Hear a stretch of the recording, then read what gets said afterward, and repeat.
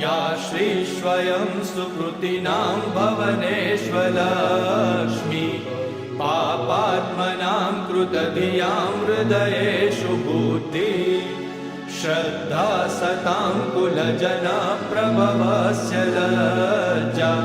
तां त्वां नतास्म परिपालय देवि विश्वम्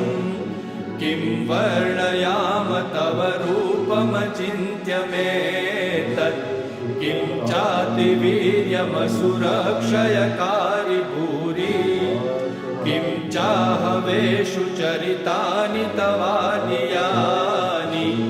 सर्वेषु देवसुरदेवगणादिकेषु हेतु समस्तजगतां त्रिगुणाभिदोषे